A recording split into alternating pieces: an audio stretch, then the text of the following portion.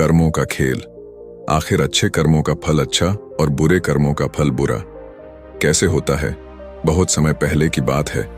किसी गांव में एक बहुत ही ज्ञानी पंडित रहता था। एक दिन वह अपने बचपन के दोस्त से मिलने के लिए दूसरे गांव में जा रहा था। उसका वह दोस्त बचपन से ही गूंगा और एक पैर से अपाहिज था। उस पंडित के गांव से उसके दोस्त का घर काफी दूर था।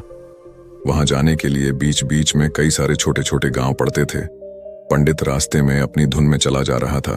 चलते चलते उसकी मुलाकात एक व्यक्ति से होती है। रास्ते में उसे एक आदमी मिलता है जो ऐसा लगता था कि वह किसी का इंतजार कर रहा था और वह भी पंडित के साथ चलने लगता है। उस आदमी को देखकर पंडित बहुत खुश हो जाता है।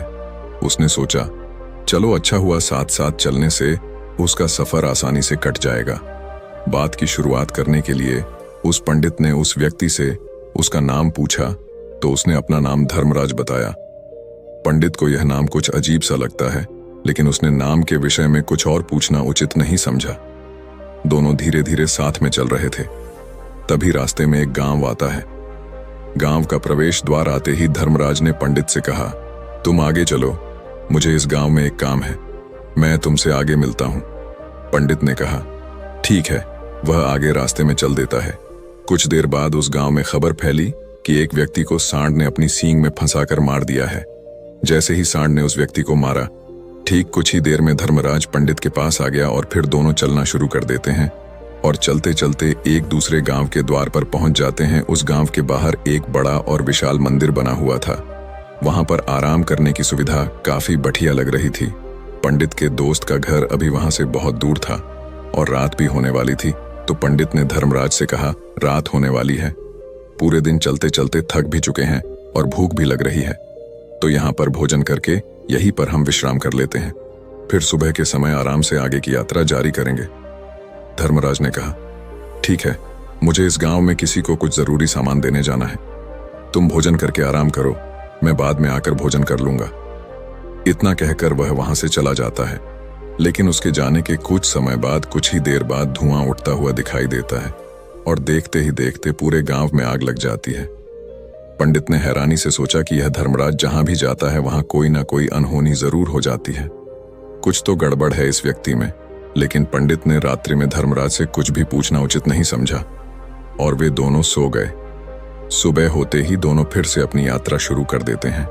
कुछ देर चलने के बाद रास्ते में फिर से एक गांव आता है। धर्मराज ने फिर पंडित से कहा, आप आगे चलिए, मुझे इस गांव में अपने मित्र से मिलने जाना है, मैं अपने दोस्त से मिलने के बाद आगे रास्ते में मिलूंगा।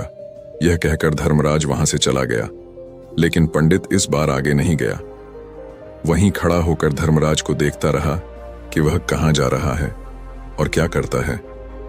तभी थोड़ी देर बाद लोगों की आवाज सुनाई देने लगी कि एक व्यक्ति को सांप ने काट लिया है और उसकी मृत्यु हो गई है। ठीक उसी समय धर्मराज फिर पंडित के पास पहुंच गया, लेकिन इस बार पंडित से रहा नहीं गया और उसने धर्मराज से पूछ ही लिया कि तुम जिस भी गांव में जाते हो वहां कोई ना कोई अनहोनी जरूर हो जाती है, क्या तुम मुझे बता सकते हो यह ऐसा क्यों हो रहा है? धर्मराज ने कहा, पंडित जी, आप तो मुझे बहुत ज्ञानी मालूम पड़े थे, इसीलिए मैं आपके साथ चलने लगा था, क्योंकि ज्ञानियों का साथ बहुत अच्छा होता है, परंतु आप अभी तक समझ नहीं पाए कि मैं कौन हूं। पंडित ने कहा, मैं समझ गया हूं, लेकिन मुझे कुछ शंका है। अगर आप ही अपना उपयुक्त परिचय दे दें तो मेरे लिए आसानी होगी।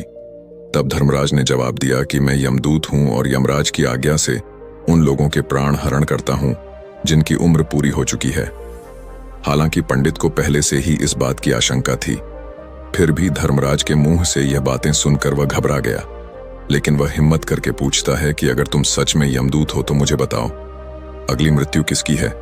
धर्मराज ने जवाब दिया, अगली मृत्यु तुम्हारे उसी मित्र की है जिससे तुम मिलने जा रहे हो, और उसकी मृत्यु का कारण भी तुम ही बनोगे। ये बात सुनकर पंडित सहम गया और सोच में पड़ गया कि अगर सच में यह धर्मराज यमदूत हुआ तो उसकी बात भी सच होगी और उसके कारण मेरे बचपन के सबसे अच्छे मित्र की मृत्यु हो जाएगी। तो सबसे अच्छा तो यही होगा कि मैं अपने मित्र से मिलने ही ना जाऊं, कम से कम मैं उसकी मृत्यु का कारण तो नहीं बनूंगा। धर्मराज ने मुस्कुराते हुए कहा, तुम जो सोच रहे हो वो सब मुझे पता है, मगर तुम्हारे अपने मित्र से मिलने ना जाने से नियति नहीं बदल जाएगी। तुम्हारे मित्र की मृत्यु तो निश्चित है और वह अगले कुछ ही पलों में घटित होने वाली है। महाकाल के मुंह से ऐसी बातें सुनकर पंडित को झटका लगा, क्योंकि महाकाल ने पंडित के मन की बातें पढ़ ली थीं, जो कि एक सामान्य व्यक्ति के लिए संभव नहीं है। अब पंडित को विश्वास हो गया कि यह धर्मराज सचमुच में यमदूत ही है। जब पंडित को यह पूर्ण विश्वास हो गया कि धर्मराज जी यमदूत हैं, तो वह घबरा गया। वह अपने मित्र की मृत्यु का कारण नहीं बनना चाहता था, इसलिए वह पलटकर अपने गांव की तरफ वापस जाने लगा। लेकिन जैसे ही पंडित वापस जाने के लिए मुड़ा, उसने देखा कि उसका मित्र तेजी से उसकी तरफ चला आ रहा है, जो कि पंडित को देखकर अत्यंत प्रसन्न दिखाई पड़ रहा था। अपने मित्र के आने की गति को देखकर पंडित को ऐसा लगा कि जैसे उसका मित्र काफी देर से उसका ही पीछा कर रहा है, लेकिन वह बचपन से ही गूंगा था और एक पैर से लंगड़ा भी था। इसीलिए ना तो वह पंडित को आवाज देकर रोक पाया था और ना ही उस तक पहुंच पा रहा था। लेकिन जैसे ही वह पंडित के पास पहुंचा, अचानक ही जमीन पर गिर पड़ी और तुरंत ही उसकी मृत्यु हो गई। पंडित हक्का बक्का होकर धर्मराज की ओर देखने लगा, जैसे कि वह पूछना चाह रहा हो कि आखिर क्या हुआ। धर्मराज पंडित के मन में उठ रहे प्रश्नों को समझ गया और बोला, तुम्हारे मित्र ने पिछले गांव में ही तुम्हें देख लिया था और वे वहीं से ही तुम्हारा पीछा कर रहा था, लेकिन गूंगा और लंगड़ा होने की वजह से वह तुम तक नहीं पहुंच पाया। उसने अपनी पूरी ताकत लगाकर तुम तक पहुंचने का प्रयास किया, लेकिन बुढ़ापे में बचपन जैसी ताकत नहीं होती, इसलिए दिल का दौरा होने के कारण उसकी मृत्यु हो गई, क्योंकि वह तुमसे मिलने के लिए अपनी सीमाओं को तोड़कर तुम्हारे पीछे भाग रहा था। इसलिए अपने मित्र की मृत्यु का कारण भी तुम ही कहलाओगे। अब पंडित को पूर्णतः यह विश्वास हो गया था कि धर्मराज एक यमदूत है और उसका कार्य जीवों के प्राण हरना है। लेकिन पंडित एक ज्ञानी व्यक्ति था। वह यह भी जानता था कि मृत्यु पर किसी का वश नहीं है, सबको एक ना एक दिन मरना ही है। यही सोचकर उसने अपने आप को संभाल लिया। लेकिन अचानक ही पंडित के मन में अपनी मृत्यु के बारे में जानने की इच्छा हुई, इसलिए उसने धर्मराज से पूछा कि जब मृत्यु मेरे दोस्त की होनी थी तो तुम शुरू से ही मेरे साथ क्यों चल रहे थे। यह प्रश्न सुनकर धर्मराज जोर से हंसा और बोला, मैं तो हर पल हर क्षण सभी के साथ चलता हूं, किंतु लोग पहचान नहीं पाते, क्योंकि लोगों के पास अपनी समस्याओं के अलावा किसी और व्यक्ति, वस्तु या घटना के बारे में सोचने समझने या उसे देखने का समय ही नहीं होता। पंडित ने कहा, तो क्या तुम यह बता सकते हो कि मेरी मृत्यु कब, कहां और कैसे होगी। महाकाल ने कहा, हालांकि किसी भी सामान्य जीव के लिए अपनी मृत्यु के बारे में जानना ठीक नहीं है, क्योंकि कोई भी जीव हो या जानकर, वह अपनी मृत्यु के बारे में जानकर बहुत दुखी हो जाता है। हालांकि तुम जानी व्यक्ति मालूम पड़ते हो और तुमने जिस तरीके से अपने मित्र की मृत्यु को सहन कर लिया है, उसे देखकर लगता है कि तुम अपनी मृत्यु के बारे में जानकर भी दुखी नहीं होंगे। महाकाल ने कहा, तो सुनो, तुम्हारी मृत्यु आज से ठीक 6 महीने बाद आज ही के दिन किसी दूसरे राज्य में फांसी लगने से होगी, और सबसे हैरानी की बात तो ये होगी कि तुम स्वयं ही खुशी से उस फांसी को स्वीकार कर लोगे। इतना कहकर धर्मराज वहां से चला गया, क्योंकि अब धर्मराज के पास पंडित के साथ चलते रहने का कोई कारण न था।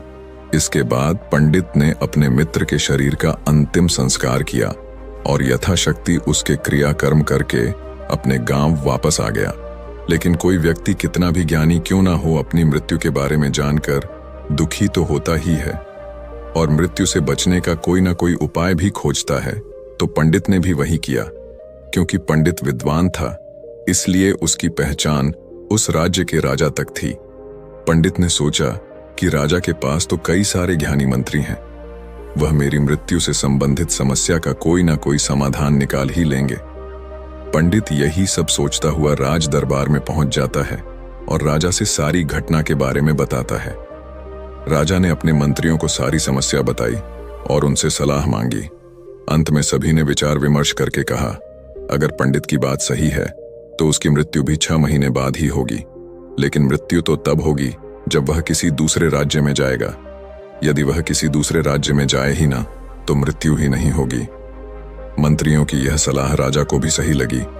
इसके बाद पंडित के रहने की सारी व्यवस्था महल में ही कर दी गई और राजा के आदेश के बिना उस पंडित से किसी को भी नहीं मिलने दिया जाता था। लेकिन पंडित कहीं भी आ जा सकता था, ताकि पंडित को यह न लगे कि वह राजा की कैद में है। परंतु पंडित डर के मारे स्वयं ही कहीं आता जाता नहीं था। धीरे धीरे महीने गुजरते गए और पंडित की मृत्यु का समय नजदीक आने लगा और अंततः वह भी दिन आ गया जिस दिन पंडित की मृत्यु होनी थी। तो जिस दिन पंडित की मृत्यु होनी थी उसकी एक रात पहले पंडित डर के मारे जल्दी ही सो गया ताकि जल्दी से वह रात बीत जाए और अगला दिन आ जाए ताकि उसकी मृत्यु टल सके। यही सोचकर वह जल्दी सो जाता है। लेकिन पंडित को नींद में चलने की बीमारी थी और अपनी इस बीमारी के बारे में वह स्वयं ही नहीं जानता था। तो फिर राजा मंत्री या किसी वैद्य को इसके बारे में बताने का कोई प्रश्न ही नहीं उठता। पंडित अपनी मृत्यु को लेकर बहुत चिंतित था। वह पिछले कई दिनों से ठीक है, सो भी नहीं पा रहा था और नींद में चलने की बीमारी भी तभी होती है जब व्यक्ति ठीक से सो नहीं पा रहा हो। तो उस रात भी पंडित को नींद में चलने का दौरा पड़ा। वह उठा और महल से निकलकर अस्तबल में गया। क्योंकि पंडित राजा का खास मेहमान था, इसलिए किसी भी पहरेदार ने उसे नहीं रोका और ना ही किसी तरह की कोई पूछताछ की।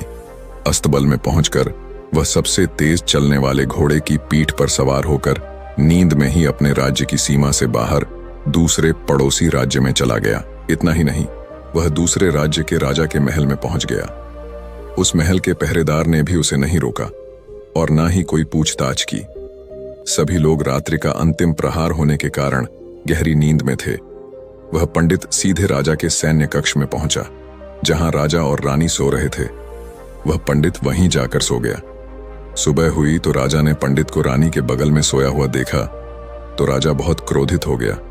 राजा ने पंडित को कैद करने का आदेश दे दिया। पंडित गिरफ्तार हो गया। लेकिन पंडित तो भौंचक्का था। उसे तो कुछ समझ नहीं आ रहा था कि आखिर वह दूसरे राज्य में और राजा के सैन्य कक्ष में कैसे पहुंचा। लेकिन वहां उसकी यह सब सुनने वाला कोई नहीं था। अगली सुबह राजा ने पंडित को दरबार में पेश करने का आदेश दिया। कुछ देर बाद उस पंडित को दरबार में लाया गया। पंडित को देखते ही राजा इतना बबूला हो गया कि उसे फांसी पर चढ़ा देने का हुक्म सुना दिया। फांसी की सजा सुनकर पंडित कांप गया, लेकिन फिर भी थोड़ी सी हिम्मत जुटाकर राजा से बोला, महाराज, मैं नहीं जानता कि मैं राजमहल तक कैसे पहुंचा। मैं यह भी नहीं जानता हूं कि आपके सैन्य कक्ष तक मैं कैसे आया और आपके महल के किसी पहरेदार या सैनिक ने मुझे रोका क्यों नहीं। लेकिन मैं इतना जरूर जानता हूं कि आज मेरी मृत्यु होनी थी और वो होनी भी जा रही है। राजा को यह बात थोड़ी अजीब लगी। उसने पंडित से पूछा, तुम्हें कैसे पता कि आज तुम्हारी मृत्यु होनी है? राजा के इस प्रश्न के जवाब में पंडित ने पिछले 6 महीने का सारा वाक्य राजा को सुना दिया और बोला, महाराज, मेरा क्या किसी भी सामान्य व्यक्ति में इतना साहस नहीं कि वह राजा के सैन्य कक्ष में राजा की उपस्थिति में रानी के साथ सो जाए। राजा को पंडित की बात में थोड़ा तर्क दिखाई पड़ा, परंतु उसने सोचा कि यह मृत्यु से बचने के लिए धर्मराज और उसके द्वारा अपनी मृत्यु की भविष्यवाणी की कहानी बना रहा है। इसलिए राजा ने पंडित से कहा, यदि तुम्हारी बात सत्य है और आज यह तुम्हारी मृत्यु का दिन है जैसा कि यमदूत धर्मराज ने तुमसे कहा था, तो आज तुम्हारी मृत्यु का कारण मैं नहीं बनूंगा। लेकिन यदि तुम्हारी बात झूठी निकली तो निश्चित ही आज तुम्हारी मृत्यु का दिन होगा ना, क्योंकि जिस राज्य से पंडित आया था उस राज्य का राजा इस राजा का मित्र था। इसलिए इस राजा ने तुरंत अपने 2 सैनिकों को पड़ोसी राजा के पास भेजकर पंडित की बात की सत्यता का प्रमाण मांगा भेजा। भेजे गए सैनिक शाम तक लौटे और उन्होंने राजा को बताया कि महाराज, पंडित जो कुछ भी कह रहा है वह सब सत्य है। पड़ोसी राज्य के राजा ने पिछले 6 महीने से पंडित के रहने की सारी व्यवस्था अपने ही महल में कर रखी थी। पंडित राजा का खास मेहमान था। कल शाम राजा आखिरी बार पंडित से उसके कक्ष में मिले थे और उसके बाद यह इस राज्य में कैसे पहुंच गया इसकी जानकारी किसी को भी नहीं है। इसलिए उस राज्य के राजा के अनुसार पंडित को फांसी की सजा देना ठीक नहीं है। लेकिन राजा के सामने एक नई समस्या थी, क्योंकि उसने बिना पूरी बात जाने ही पंडित को फांसी की सजा सुना दी थी। इसलिए अगर पंडित को फांसी नहीं दी जाती तो राजा के वचन का अपमान हो जाएगा। लेकिन अगर राजा की बात का मान रखा जाए तो बेवजह ही एक निर्दोष व्यक्ति की मौत हो जाएगी। राजा ने अपने सभी मंत्रियों से इस बारे में सुझाव मांगा तो मंत्रियों ने राजा को सुझाव दिया कि महाराज, पंडित को एक कच्चे सूत के धागे से फांसी लगवा दी जाए। इससे आपके कथन का भी मान रह जाएगा और कच्चे सूत के धागे से पंडित को फांसी भी नहीं लगेगी और उसके प्राण भी बच जाएंगे। राजा को मंत्रियों का यह सुझाव पसंद आया और उसने ऐसा ही करने का आदेश दे दिया। पंडित के लिए कच्चे सूत के धागे से फांसी का फंदा बनाया गया और नियम के अनुसार पंडित को फांसी पर चढ़ाया जाने लगा। सभी लोग बहुत खुश थे कि ना तो पंडित मरेगा और ना ही राजा का वचन खाली जाएगा। पंडित को भी पूर्ण विश्वास था ये सूद के धागे से तो उसकी मृत्यु हो ही नहीं सकती। पंडित उस पर चढ़ने के लिए तैयार हो गया, जैसा कि धर्मराज ने भविष्यवाणी की थी कि तुम खुद ही अपनी फांसी को स्वीकार करोगे। लेकिन जैसे ही पंडित को फांसी दी गई, सूत का धागा तो टूट गया, लेकिन टूटने से पहले उसने अपना काम कर दिया था। पंडित के गले की एक नस सूत के धागे के झटके से कट चुकी थी और पंडित जमीन पर पड़ा तड़प रहा था। उस पल उसके गले से खून की फुहार निकल रही थी और देखते ही देखते पंडित का शरीर पूरी तरह से शांत हो गया। सभी लोग आश्चर्यचकित थे और पंडित को मरता हुआ देख रहे थे। किसी को विश्वास नहीं हो रहा था कि कच्चे सूत के धागे से भी किसी इंसान की मृत्यु हो सकती है। लेकिन घटना तो घट चुकी थी।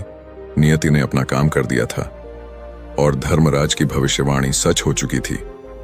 दोस्तों, श्रीमद् भागवत गीता में भगवान श्री कृष्ण ने कहा है, जो होना होता है वह होकर ही रहता है।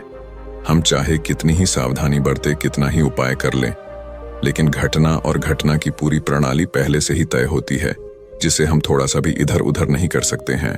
दोस्तों, शायद इसीलिए ईश्वर ने हमें भविष्य जानने की क्षमता नहीं दी है, ताकि हम अपने जीवन को ज्यादा बेहतर तरीके से जी सके। और यही बात उस पंडित पर भी लागू होती है। अगर पंडित ने महाकाल से अपनी मृत्यु के बारे में ना पूछा होता तो 6 महीने तक राजा के महल में कैद रहकर डर डर कर जीने की बजाय ज्यादा बेहतर जीवन जीता। एक दिन एक किसान प्राप्ति के लिए घोर तप में लगे थे। उन्होंने शरीर को काफी कष्ट दिया, यात्राएं की, घने जंगलों में कठिन साधना की, पर आत्मज्ञान की प्राप्ति नहीं हुई। निराश हो बुद्ध सोचने लगे, मैंने अभी तक कुछ भी प्राप्त नहीं किया, अब आगे क्या कर पाऊंगा। निराशा, अविश्वास के इन नकारात्मक भावों ने उन्हें क्षुब्ध कर दिया। कुछ ही क्षणों के बाद उन्हें प्यास लगी। वे थोड़ी दूर स्थित एक झील तक पहुंचे।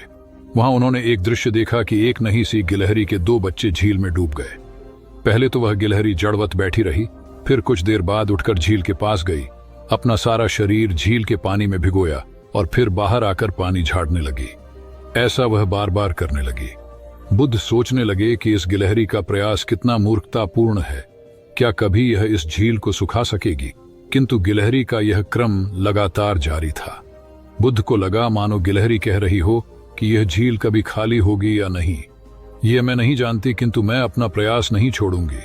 अतः उस छोटी सी गिलहरी ने भगवान बुद्ध को अपने लक्ष्य मार्ग से विचलित होने से बचा लिया। वे सोचने लगे कि जब यह नन्ही गिलहरी अपने लघु सामर्थ्य से झील को सुखा देने के लिए दृढ़ संकल्पित है तो मुझ में क्या कमी है। मैं तो इससे 1000 गुना अधिक क्षमता रखता हूं। यह सोचकर गौतम बुद्ध पुनः अपनी साधना में लग गए और एक दिन बोधिवृक्ष तले उन्हें ज्ञान का आलोक प्राप्त हुआ। यह कथा असफलता के बावजूद प्रयासों की निरंतरता पर बल देती है। यदि हम प्रयास करना न छोड़े तो एक न एक दिन लक्ष्य की प्राप्ति हो ही जाती है।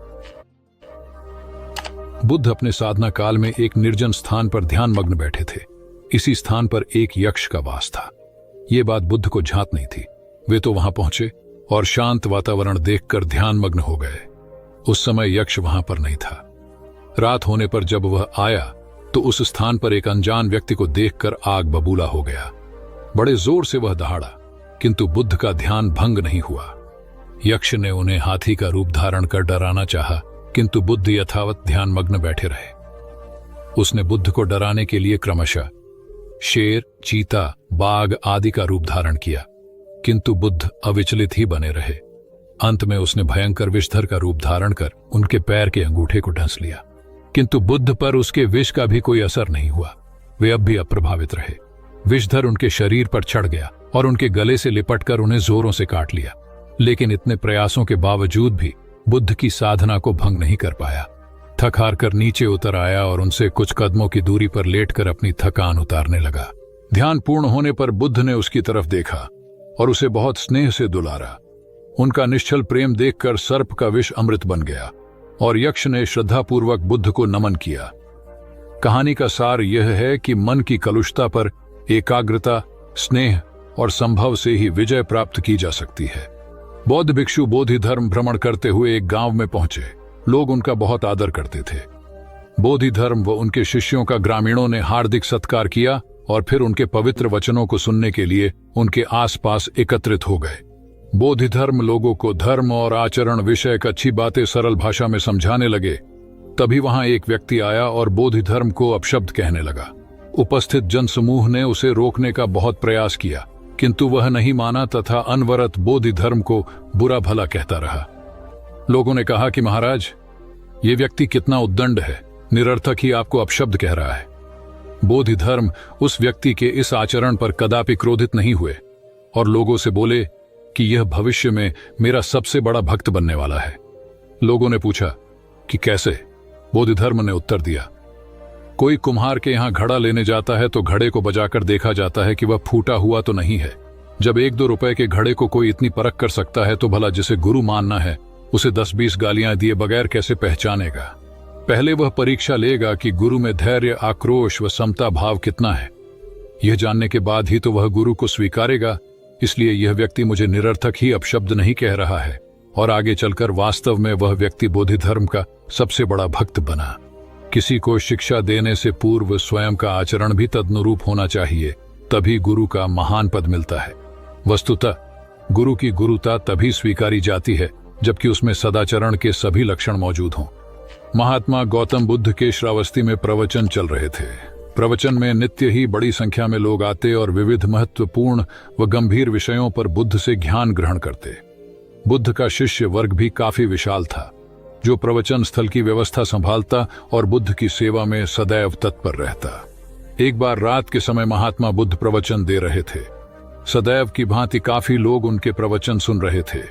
एक व्यक्ति जो बुद्ध के ठीक सामने बैठा था, बार बार नींद के झोंके ले रहा था। बुद्ध थोड़ी देर तक तो प्रवचन देते रहे, फिर उससे बोले, वत्स, सो रहे हो? उस व्यक्ति ने हड़बड़ाकर कहा, नहीं महात्मा। बुद्ध ने पुनः प्रवचन प्रारंभ किए। वह व्यक्ति फिर ऊँघने लगा। महात्मा ने फिर वही प्रश्न दोहराया और उसने फिर अचकचाकर नहीं महात्मा कहा। ऐसा लगभग 8-10 बार हो गया। कुछ देर बाद बुद्ध ने उससे पूछा, वत्स, जीवित हो? हर बार की तरह इस बार भी उसने कहा, नहीं महात्मा। यह सुनकर उपस्थित श्रोताओं में हंसी की लहर दौड़ गई और वह व्यक्ति पूर्णतः चैतन्य हो गया। तब बुद्ध गंभीर होकर बोले, वत्स, निद्रा में तुम्हारे मुख से सही उत्तर मिल ही गया। जो निद्रा में है वह मृतक समान ही है। महात्मा बुद्ध का संकेत था कि गुरु से ज्ञान ग्रहण करते वक्त सजगता अत्यंत आवश्यक है। गाफिल रहने की स्थिति में ज्ञान की प्राप्ति पूर्ण नहीं होती और अधकचरा ज्ञान सदैव खतरनाक साबित होता है। कथा सिद्धार्थ के जीवन के उस दौर की है जब वे बुद्धत्व को प्राप्त नहीं हुए थे और निरंजना नदी के तटीय वनों में वृक्ष के नीचे ध्यान करते थे। सिद्धार्थ प्रतिदिन ध्यान करने के बाद पास के किसी गांव में चले जाते और भिक्षा मांगकर लौट आते। कुछ दिनों के बाद उन्होंने भिक्षाटन पर जाना बंद कर दिया, क्योंकि एक गांव के प्रधान की छोटी बेटी सुजाता उनके लिए नित्य भोजन लाने लगी। सिद्धार्थ को वह बड़े स्नेह से भोजन कराती थी। कुछ दिनों बाद उसी गांव का एक चरवाहा भी सिद्धार्थ से प्रभावित होकर उनके पास आने लगा। उसका नाम स्वस्थी था। एक दिन स्वस्थी से सिद्धार्थ बातें कर रहे थे कि सुजाता भोजन लेकर आई। जैसे ही सिद्धार्थ ने भोजन करना शुरू किया, उन्होंने बातचीत बंद कर दी। जितनी देर तक वे भोजन करते रहे, बिल्कुल चुप रहे और वहां सन्नाटा छाया रहा। स्वस्थी को हैरानी हुई। उसने सिद्धार्थ के भोजन करने के उपरांत उनसे पूछा, गुरुदेव, आप मेरे आने के बाद निरंतर वार्तालाप करते रहे, किंतु भोजन के समय एक शब्द भी नहीं बोले। इसका क्या कारण है? सिद्धार्थ बोले, भोजन का निर्माण बड़ी कठिनाई से होता है। किसान पहले बीज बोता है, फिर पौधों की रखवाली करता है और तब कहीं जाकर अनाज पैदा होता है। फिर घर की महिलाएं उसे बड़े जतन से खाने योग्य बनाती हैं। इतनी कठिनाई से तैयार भोजन का पूरा आनंद तभी संभव है जब हम पूर्णतः मौन हों। भोजन के दौरान मैं मौन रहकर उसका पूरा स्वाद लेता हूँ। वस्तुतः शांति से किया गया भोजन न केवल शारीरिक भूख को तृप्त करता है, बल्कि मानसिक आनंद और सात्विक ऊर्जा भी देता है। सम्राट अशोक संपूर्ण भारत को अपने राज्य में मिलाना चाहते थे, पर कलिंग के युद्ध में हुए रक्तपात को देख उन्हें अत्यधिक दुख पहुंचा। उनकी महत्वाकांक्षा ने जो तबाही मचाई थी, उसे देखकर उन्हें खुद पर ग्लानि हुई। उन्होंने देखा कि लोग दर्द से कराह रहे थे। यह सब विनाश केवल उनकी महत्वाकांक्षा से हुआ था। यह सब देखकर अशोक के मन में विनाश का पथ छोड़कर नेकी के रास्ते पर चलने का विचार जगा। अशोक की राजधानी पाटलिपुत्र थी। पाटलिपुत्र अब पटना के रूप में जाना जाता है। पटना से गया भी अधिक दूर नहीं है, जहां बोधि वृक्ष के नीचे महात्मा बुद्ध को ज्ञान प्राप्त हुआ था। बुद्ध के अष्टप्रद मार्ग, शांति व दया के संदेश ने अशोक के दिलो दिमाग में इतनी उथल पुथल पैदा कर दिया कि उन्होंने उस मार्ग को अपनाने का फैसला किया। इस पथ पर चलने से उन्होंने इतिहास में अपनी अमिट छाप छोड़ी। अशोक ने अपने पुत्र को सिलोन, अब श्रीलंका, और अन्य कई लोगों को सुदूर क्षेत्रों में दूत बनाकर भेजा। एक निर्दयी महत्वाकांक्षा एक ऐसे पवित्र उद्देश्य में बदल चुकी थी जिसमें कुछ अच्छा कर गुजरने की, करुणा और प्रेम के संदेश को चारों ओर फैलाने की इच्छा थी। करुणा केवल दया भावना मात्र नहीं है, ये आपके अंदर दूसरों की मदद करने की तीव्र इच्छा पैदा करती है। इसी भावना ने बुद्ध को भगवान और अशोक को महान बनाया। तथागत बुद्ध उन दिनों मगध प्रवास पर थे। साथ में शिष्यों का बड़ा समूह भी था। प्रतिदिन बुद्ध के प्रवचन होते, जिनका लाभ लेने के लिए बड़ी संख्या में लोग आते। इन लोगों में साधारण जन के साथ विशिष्ट हस्तियां भी शामिल रहती थीं। हालांकि बुद्ध सभी के प्रति समान रूप से प्रेम व आत्मीयता का व्यवहार रखते थे। इन लोगों में नगर सेठ का पुत्र भी था, जो बड़े ध्यान से बुद्ध के प्रवचन सुनता था। वह नित्य ही बुद्ध के शिष्यों के समक्ष बुद्ध की तारीफों के पुल बांधता और धन्य धन्य भाव से घर जाता। एक दिन प्रवचन समाप्त होने के बाद उसने किसी शिष्य से कहकर बुद्ध से मिलने की हार्दिक इच्छा प्रकट की। जब उसे बुद्ध के सामने ले जाया गया तो उसने उन्हें साष्टांग प्रणाम कर कहा, अपने काम को खुद नहीं समझे महत्वहीन। मुकेश दफ्तर में नए हैं। पहले वह दूसरे संस्थान में काम करते थे। अपना काम तल्लीनता से करते हैं, लेकिन चेहरा बताता है कि मुकेश अपने काम से खुश नहीं है। एक दिन इस बारे में पूछने पर उन्होंने कहा, जब काम में मन नहीं लगे तो चेहरा उदास हो ही जाता है। काम में मन क्यों नहीं लग रहा है? यह पूछने पर उन्होंने कहा, अरे यह भी कोई काम है। इसके बाद उन्होंने ढेर सारे तथ्यों के साथ अपने काम को महत्वहीन बताने की कोशिश की। उन्होंने यह भी कहा कि इस समय जो काम मेरे जिम्मे है उसके आधार पर दूसरे संस्थान में नौकरी भी नहीं मिलेगी। इस बात को मुकेश के रिपोर्टिंग मैनेजर मिस्टर कुमार को बताया गया। वह सुलझे हुए इंसान हैं। उन्होंने तरीके से मुकेश को समझाया कि उनका काम कैसे महत्वपूर्ण है। मिस्टर कुमार ने उनसे पूछा, मुकेश पहले अपने काम के बारे में बताइए। मुकेश ने कहा, मेरा काम यह देखना है कि हमारी कंपनी के प्रोडक्ट में कहां कहां गड़बड़ी है, उसे कैसे दूर किया जा सकता था, आगे ऐसा क्या किया जाए जिससे पुरानी खामियां फिर से सामने नहीं आए। मुकेश की बात खत्म होते ही मिस्टर कुमार ने कहा, यह जानकर अच्छा लगा कि आपको अपने काम की अच्छी समझ है। जैसा आपने कहा है उसके अनुसार आपका काम प्रोडक्ट को कैसे बेहतर बनाया जाए और उसके निर्माण के दौरान की खामियों को दूर करने से जुड़ा है। मुकेश ने हाँ में सर हिलाया। इसके बाद मिस्टर कुमार ने पूछा, जब प्रोडक्ट को लेकर इतनी बड़ी ही जिम्मेदारी कंपनी ने आपको दी है, तब आप अपने काम को महत्वहीन क्यों समझते हैं? एक आम धारणा है कि जो लोग प्रोडक्ट के निर्माण से सीधे जुड़े हैं वही मेनस्ट्रीम में काम करते हैं, लेकिन हर काम मेनस्ट्रीम का होता है। अगर ऐसा नहीं होता तो कंपनी आपके ऊपर खर्च नहीं करती। कंपनी को पता है कि आपके काम का परिणाम प्रोडक्ट पर दिखेगा। इसलिए इस बात को मन से निकालिए कि आप जो काम कर रहे हैं उसकी पूछ नहीं है।